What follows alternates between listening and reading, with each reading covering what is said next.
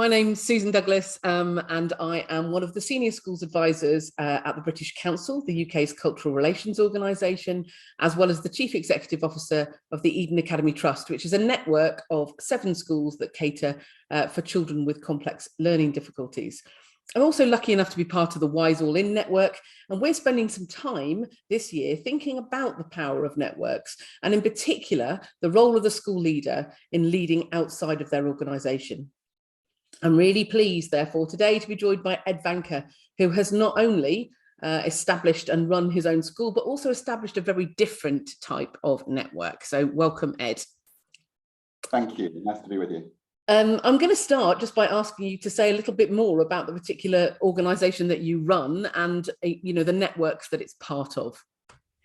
Yeah, so thank you. And so I think the best way to do that is probably tell you a little bit of the story and the kind of progression that we've had over the years. So we set up Reach Academy in 2012. It was a new school, fully state funded, but kind of independent of kind of government. And it's unusual because it's an all-through school. So it has children from 2 all the way to 18. And over kind of 7 years, we built up the numbers in that school. So there are now 900 children from 2 to 18 at Reach. And right from the start, we wanted to make sure that the school was really deeply embedded in the community. And we believe that a huge range of factors affect children's ability to learn and flourish at school, and that as a school, there was a role that we could play in that. And so right from the start, we had this kind of focus. And over time, we set up a separate organization in 2017 called the Reach Children's Hub, which sought to have a kind of deeper impact across the cradle to career kind of span of a child. So we started to do more work with new mums, to work in partnership with different organizations, to work with Citizens UK, and to kind of build parental capacity and power, reduce stress for parents, but also offer particular services to young people. And that started us building a wider network in Feltham. But then in 2019, we came to the conclusion that we were doing a lot of stuff. And I am guilty sometimes of doing too much stuff or too quickly. And the things that we were doing weren't necessarily addressing the kind of systemic barriers that young people in our community face. And so inspired by an organization called Strive in the States, we set up a collective impact project called the Feltham Convening Partnership, which builds a network of organizations involved with young people in Feltham and has them work together to try and solve some of the complex problems and address some of the barriers that young people face. And that's the network that I'm excited to talk about this morning. And you said something about cradle to career. I nearly said cradle to grave, but I don't think you mean that. Cradle to career. Can you just say a little bit more about that and the aspirations that you have around that? Because that's an interesting take on the role of a school, I think. Yeah, and I think the reason that we want, so I started life as a secondary school teacher, and I definitely felt a real rupture when our pupils joined us at secondary, having been at lots of different primaries when I was teaching in Peckham or in White City, and there wasn't that continuity of experience, both educationally, but also pastorally and in terms of the relationship with the child and with the families. And so when we had the opportunity to start a school from scratch, the first thing that kind of went on the page was that we wanted to have an all-through school. And we wanted to be able to create a kind of seamlessness in the journey, both educationally in terms of curriculum, but also more importantly, I think, in terms of the relationship. Because what tends to happen in schools in the UK is that parents and families have a very close relationship with their child's maybe reception teacher in the early years, and over time quite a good relationship through primary, and then an increasingly distant relationship as children go to secondary. They walk to school themselves, their children have lots of different teachers, and so we wanted to try and find a way to retain that. And then I think we started to learn more about the importance of the earliest years, and I think that public policy is quite far behind what we now know about how important that period from conception to age 3 matters. And so we started to think about playing a role right from the start. And so being able to offer that continuity from Cradle right the way to young people going out to flourish in the world, but also to have a broader conception of the role of the school in terms of helping families and helping the community solve the problems and the barriers that young people experience to learning. So people will be listening to this from all sorts of countries around the world. So what would be helpful to understand more about is the types of organizations that belong in your network then, because you talked about reducing stress from parents and, and that sort of thing. So in addition to the school, which other organizations are involved in the hub? Yeah, so in the kind of in the convening partnership, we started with a steering group, and in that steering group, we tried to have representation from across the age range. So we have nursery leaders, someone who runs 3 nurseries. We've got primary. Or outside of your school, just to be clear. All outside of our schools in your local area. These are other institutions in our local area, and we said, look, we want to come together. I think Feltham is a smaller unit than the administrative unit that we are in. So we're in a borough called Hounslow. It's got about 250,000 people. Feltham has about 70,000 of those people, but it has quite a clear geographical identity and a kind of cultural identity as well. And so we brought people together who worked and were involved in improving the lives of children in Feltham. So we had nursery, primary, secondary school leaders.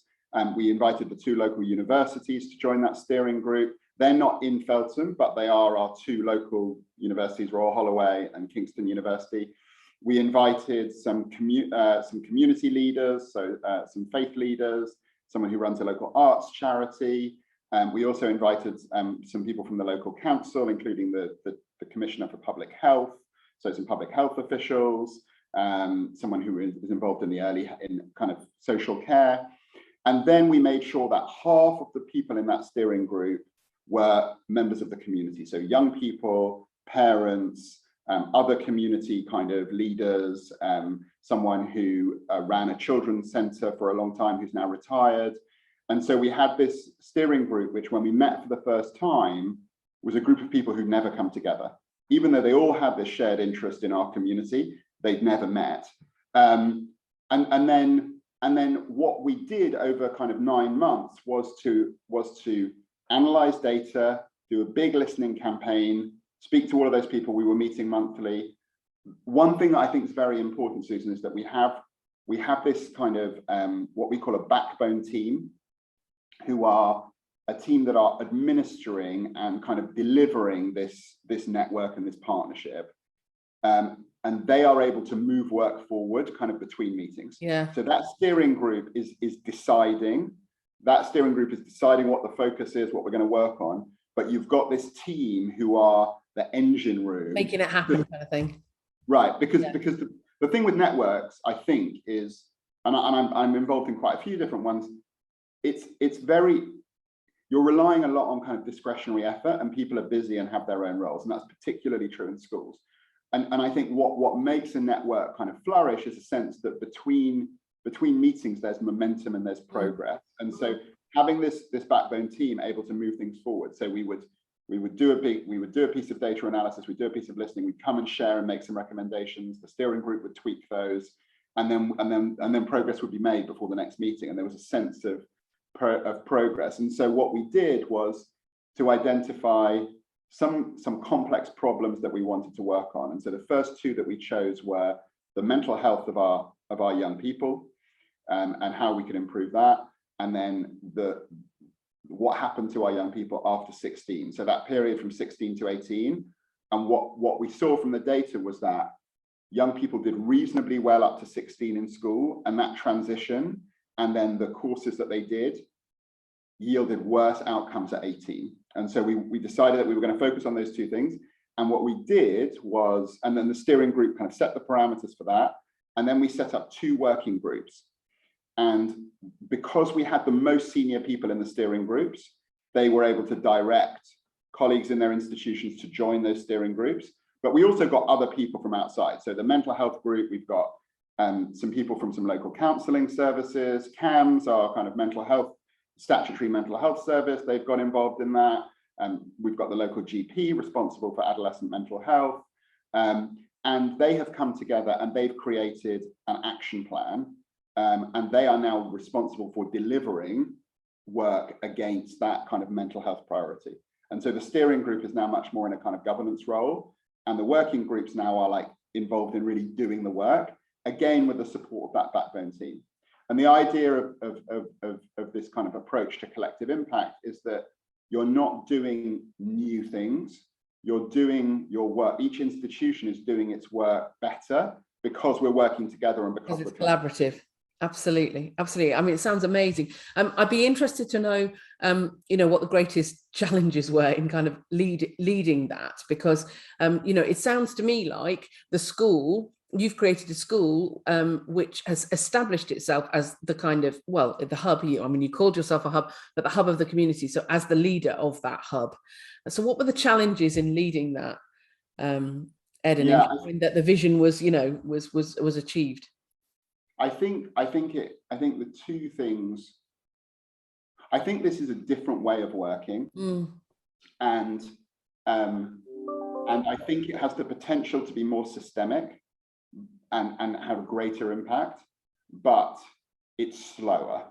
And so I think the biggest challenge is trying to get clear on what is kind of ambitious and what's kind of the right aspiration to have in terms of the progress that's being made,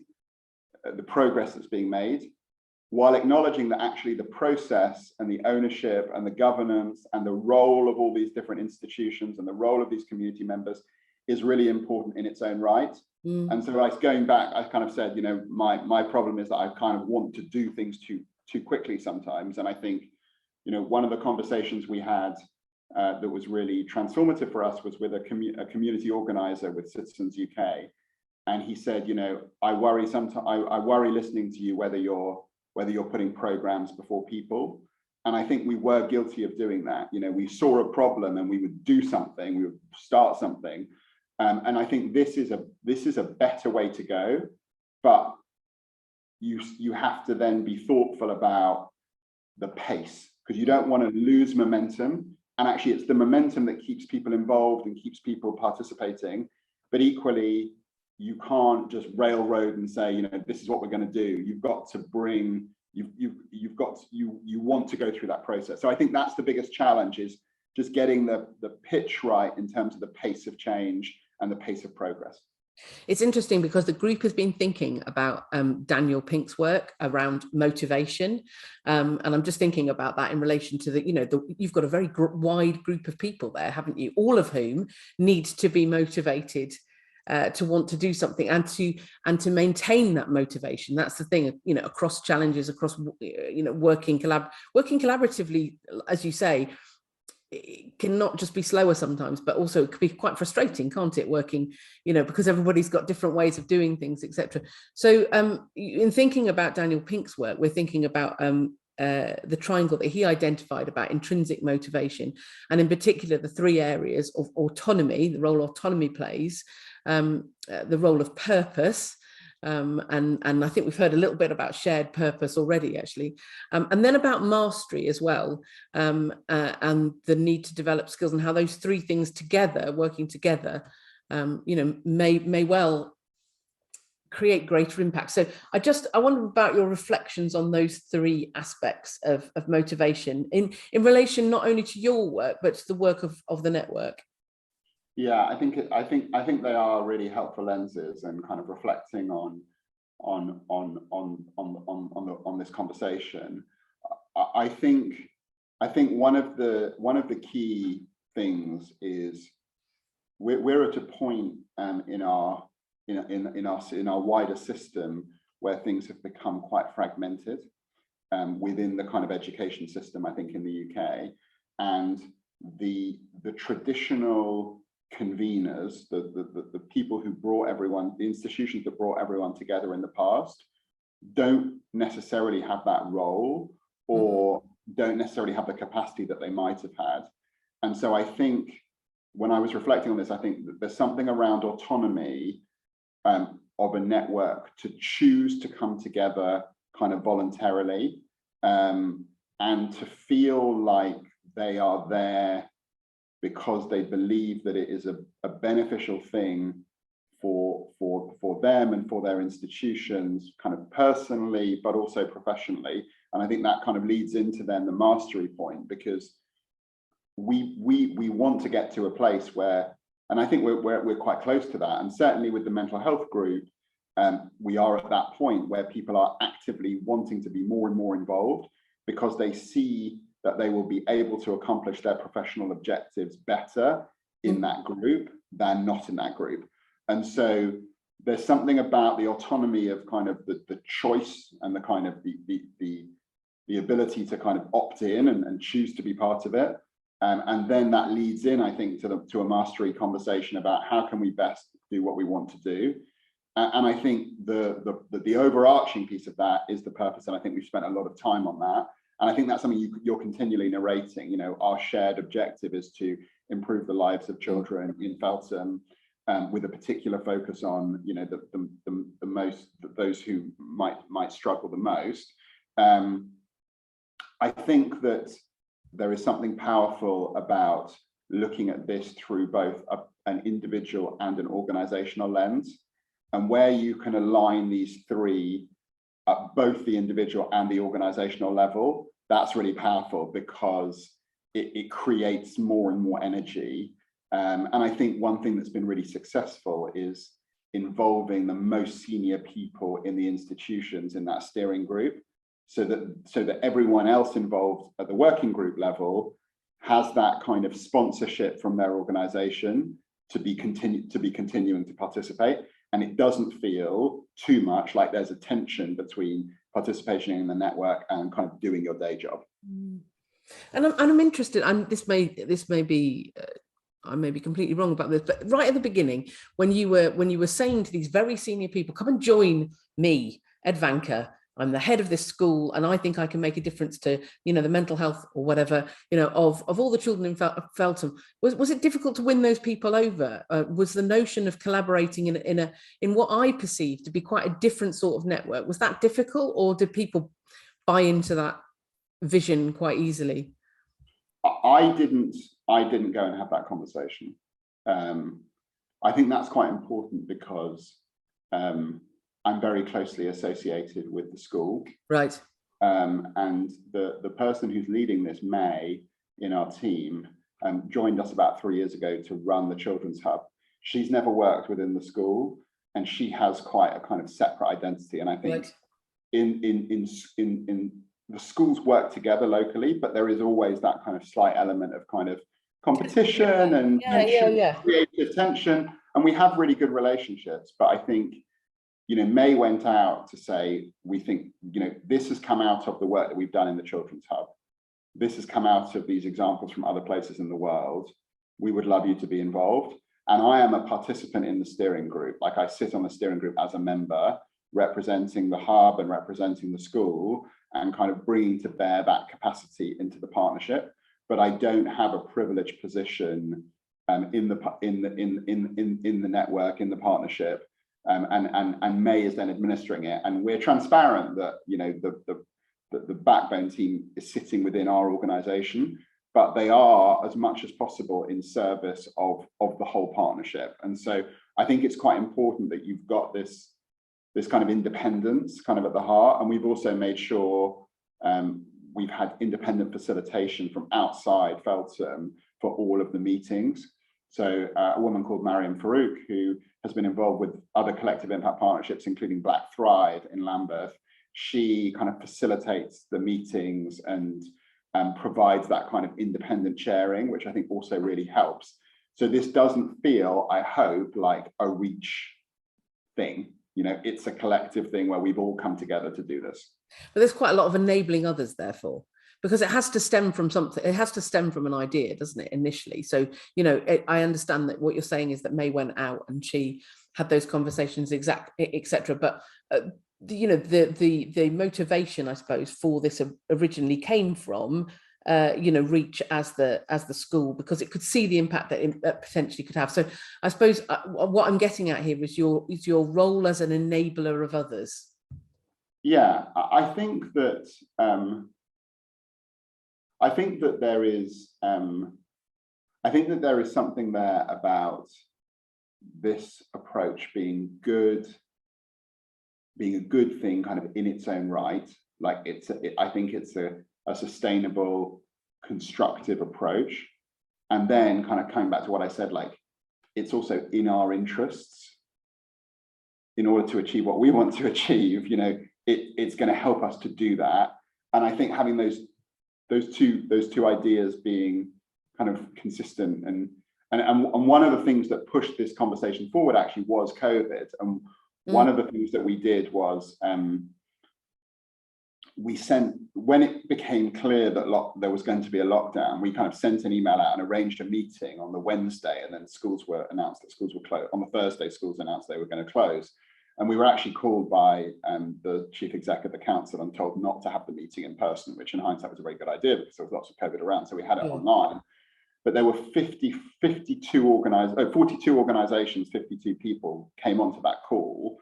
And you had everything there from schools, charities, sports clubs, faith groups, the local council. And we kind of talked about, you know, how can we work together to support our community? We don't know what's going to happen. And what came out of that was 3 kind of working groups that those 42 institutions kind of opted into. One around food, one around kind of isolation, and one around financial hardship. And the food group is the one that's still active now. And we were handing out food to our kind of, you know, families who had a free school meals and so on. And we started to have some donations of food and we started to kind of hand stuff out. But what we realized very quickly was that we had organizations in the community that were much better equipped than us to do that work. And so there were actually 3 very small food banks that had a combined capacity of about 50 families a week across those. And they weren't working that closely together before that group, but the group, through the group, and we met weekly all the way through, and they now still meet monthly. We ended up with a single referral form for all 3. We ended up with them putting in a funding application collectively. We ended up with pooling resources. And in about 6 weeks, they went from 50 capacity to 600 capacity, and that's developed further. And then the rugby club were also involved in distributing the food and doing home deliveries. And I think what we realized was that there were other people in the community better positioned to support in some of those areas than we were. And so again, the appetite for this kind of work comes not just from it being a good thing in its own right, but also from our desire to support our community and our beneficiaries being helped by taking this approach, if that makes sense. You know, it does. And it's interesting, I think, just to reflect on, you know, I mean, COVID has been so incredibly challenging for all of us, but there have been benefits in that ability to meet online as a group of organizations, hasn't there? Because you've been able to get more people around the table than you otherwise might have done. We're going to run out of time. I can't believe how quickly this conversation has gone. So I'm going to ask you for one piece of advice, I think, that you would give to other school leaders who would be interested in starting a similar journey to you. I think I've heard something about, you know, the backbone team that makes things happen between meetings, etc. But, you know, if somebody was watching this and thinking, gosh, I'd really like to establish something like that, what advice would you give to them? I think beyond what I've already said, and I kind of alluded to this, but I think the discipline and the kind of pedagogy of community organizing has been very, very powerful for us.